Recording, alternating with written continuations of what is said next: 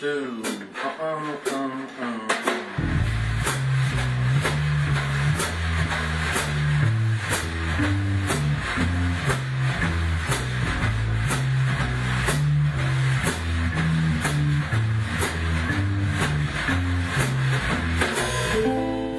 I think that fashion's gone full circle, and as we all know, fashion goes in cycles, and right now we're experiencing a cycle that seems to have gone back to a bygone era, which is kind of like the period that I'm most attracted to is the vintage era, it's the retro, it's the America that we grew up in England that we loved.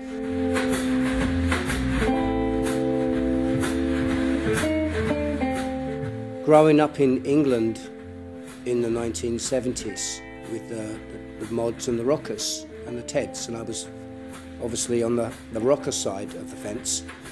You know, I knew rockers and I knew mods and I knew skinheads, but all of those factions at that time were all pretty much the same background, working class blue collar kids coming from the same council estates.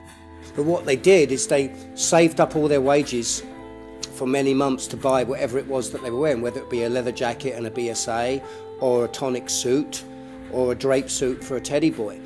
And you know, those outfits actually took a lot of time and planning to get together. And so when they were going on these big runs, say down to Brighton, believe me, the teddy boy was there doing his hair, and the skinhead was there making sure his laces were laced up properly, and the mod was making sure that he didn't have any buttons missing on his jacket before he got on his Lamboretta, and before the rocker got on his BSA and went down to Brighton.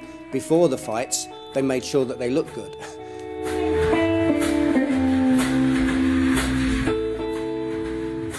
J.S. Sloane's name originates from two different sources, the J being from Joanna Kuno and the S being from Smuddy Smith. And the Sloane actually is taken from a very affluent square in London's Chelsea district, which borderlines Belgravia and South Kensington, and actually just a little bit close to King's Road, where in the 60s and right up through the 70s, sort of the higher echelons of fashion would meet there and buy their clothes and sit and drink in the coffee shops. And it goes back to, you know, Mick Jagger and Brian Jones and all these type of people buying clothes from that area. So the Sloane, actually, there was a nickname, a term for people that hung around in this area called Sloane Rangers, and I thought that would be suitable to use.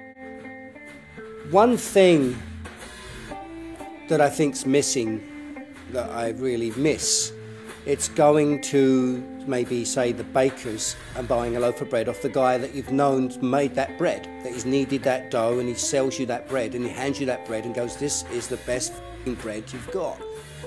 You can't do that in a mall. The sense of pride with small businesses, which I love, is that the person is passionately involved in what they do. That's what I feel like I've done with this company. We've taken the old school formula of all the pomades and all over the world that I've been traveling for 30 odd plus years, wearing pomades, cutting hair, being on stage. I wanted to take that structure using the old school formulas and try and make a one pomade that would cover all those. Something that was old school, something for the gentleman, something that looked good, smelled clean, but then bring it up to date, because today's modern man would certainly want to wash it out. My grandfather didn't. He probably had the same grease in there for months, and most of it was probably from his car engine.